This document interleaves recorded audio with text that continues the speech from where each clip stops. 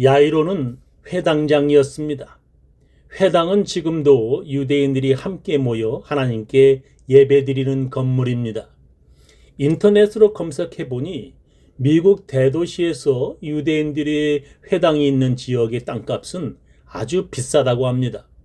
왜냐하면 비싼 집을 재산 증식의 중요한 수단으로 여기는 돈 많은 유대인들이 회당 근처에 많이 살기 때문입니다.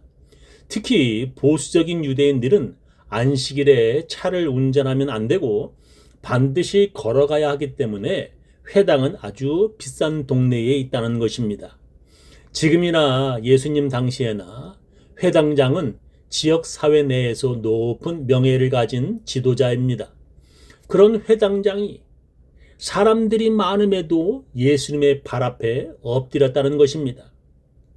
어찌 보면 예수님을 죽이려 하는 바리새인들이나 종교 지도자들이 알면 야이로는 아마 회당장직을 잃을 수도 있는 것입니다.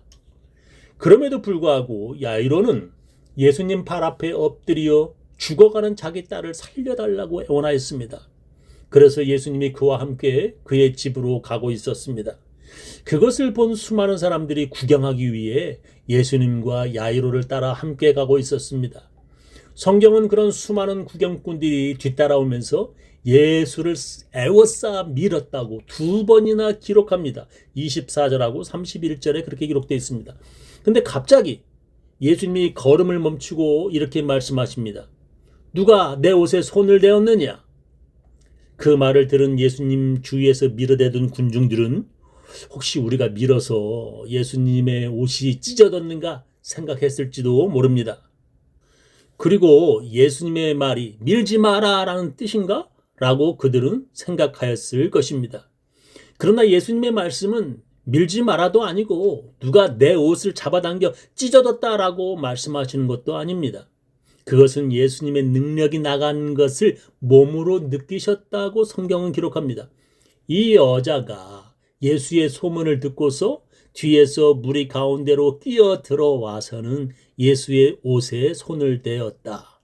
그 여자는 내가 그의 옷에 손을 대기만 하여도 나을 터인데 하고 생각했던 것이다. 그런 다음에 곧 출혈의 근원이 마르니 그 여자는 몸이 나은 것을 느꼈다.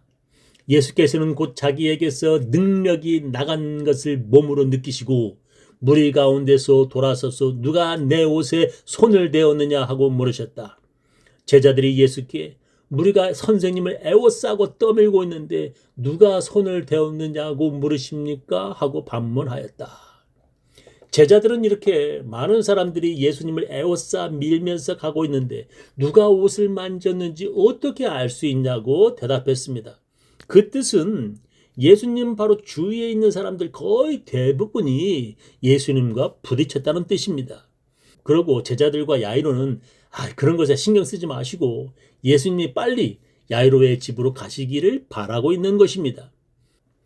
그런데도 예수님은 그들의 바람과 달리 움직이지 아니하시고 멈추셔서 계속 주위를 둘러보시는 것입니다. 아마 제일 마음이 급한 사람은 아마 야이로였을 것입니다. 그런데도 아무도 자기가 범인이라고 나서지 않고 있을 때 어떤 여자가 저예요 하며 손을 들었습니다. 그리고 그 여자는 사실대로 예수님께 말하였습니다. 자기는 12년째 몸에서 피가 계속 나오는 병자이며 그래서 여러 의사들을 만나보았지만 아무런 효험도 없었다고 그 여자는 말했습니다. 아무 효험이 없는 것으로 끝나는 것이 아니라 여러 의사들을 만나느라고 그녀가 가진 재산도 다 썼고 또한 그 병이 더 심하여졌다는 것입니다. 그 뜻은 예전에는 조금씩 피가 나오는데 지금은 피가 줄줄 흐른다는 것입니다. 그래서 예수님의 옷을 만지면 자기 혈류병이 나을 것이라 그녀가 믿었다는 것입니다. 그리고 그렇게 예수님의 옷을 만지니까 자기 몸에서 흐르던 그 피가 멈추었다는 것입니다. 사람의 몸에서 피가 계속 나오는 것은 부정하다고 하나님께서 말씀하셨습니다. 그래서 그런 병에 걸린 사람은 사람들과 접촉하지 말라고 하나님께서 명령하셨습니다. 그런 병자를 만지거나 가까이 하지 말라고 하나님께서 명령하셨습니다. 그런데 그런 부정한 여자가 몰래 예수님을 만지고 예수님만 아니라 밀려가는 군중들 틈 속에 끼어서 여러 사람들을 부정하게 만든 것입니다. 저는 2주 전에 샌프란시스코의 미국 사립고등학교가 갑자기 임시 폐쇄라는 뉴스를 보았습니다. 그 이유는 그 학교 학생 중에 3명이 결핵 환자로 판명되었다는 것입니다. 그리고 또 전에는 홍역 때문에 학교가 잠시 문 닫았다는 뉴스도 보았습니다.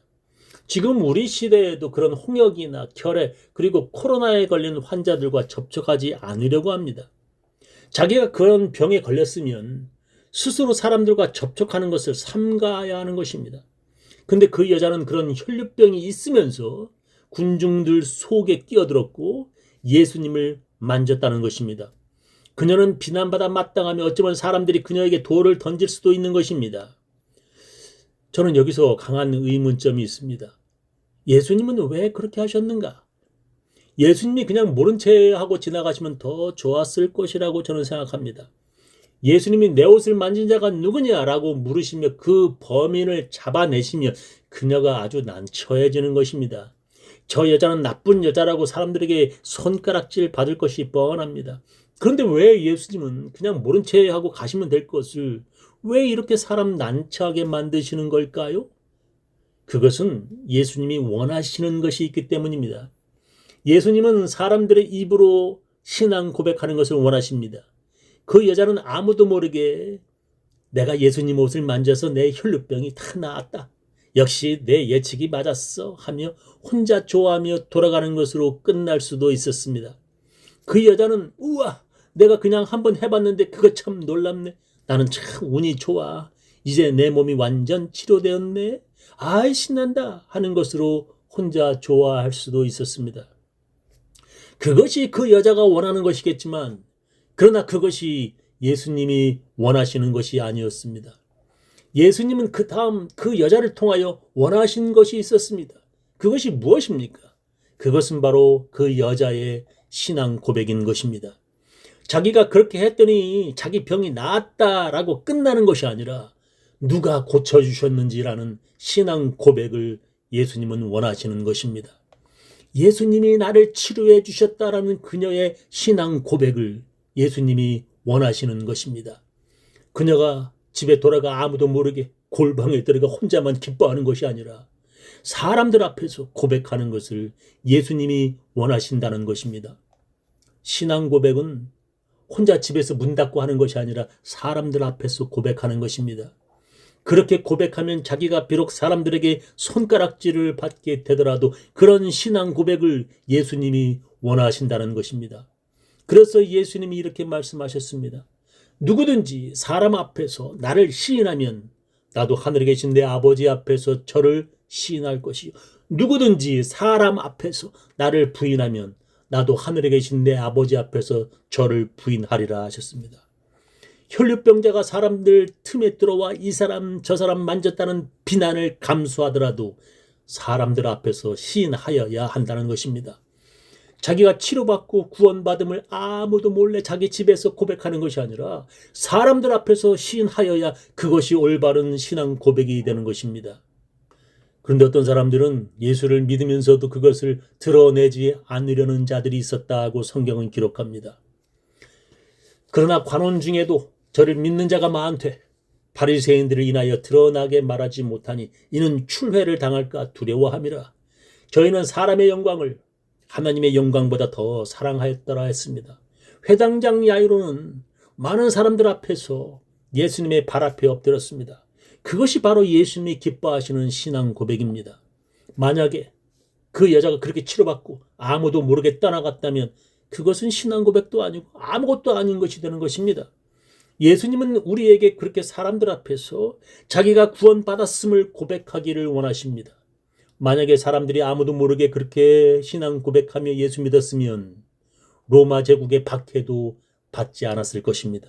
그냥 혼자서 조용히 예수 믿는 것, 아무도 모르게 예수 믿는 것은 예수님이 원하시는 것이 아닙니다. 만약에 그렇게 예수 믿어도 되는 것이었다면 교회는 필요 없는 것입니다. 그러나 교회는 그렇게 함께 모여 고백하도록 예수님이 만드셨습니다. 가라사대 너희는 나를 누구라 하느냐? 시몬 베드로가 대답하여 가로되 주는 그리스도시요 살아계신 하나님의 아들이시니이다. 예수께서 대답하여 가라사대 바요나 시몬아 요나의 아들 시몬아 네가 복이 있도다. 이를 내게 알게 한 이는 혈육이 아니요 하늘에 계신 내 아버지시니라. 또 내가 내게 이르노니 너는 베드로라. 내가 이 반석 위에 내 교회를 세우리니 음부의 권세가 이기지 못하리라. 베드로처럼 사람들이 예수는 그리스도시요 하나님의 아들이라고 모여서 신앙 고백하는 곳이 바로 교회입니다. 성경은 교회가 예수님의 몸이라고 말씀하십니다. 야이로처럼 사람들 앞에서 고백하는 것을 예수님께서 원하십니다. 그래서 예수님은 그 여자가 발각되어 난처하더라도 그 혈류병 여인을 찾아내시는 것입니다. 우리가 치료받고 우리가 구원받음을 사람들과 함께 모여 예배하는 사람들을 하나님께서 찾으신다고 성경은 말씀하십니다. 아버지께 참으로 예배하는 자들은 신령과 진정으로 예배할 때가 오나니 곧 이때라. 아버지께서는 이렇게 자기에게 예배하는 자들을 찾으시느니라. 하나님께서는 이렇게 예배하는 자들을 찾으십니다. 그리고 예수님도 함께 모여 사람들 앞에서 예수님이 그리스도라고 시인하기를 원하십니다.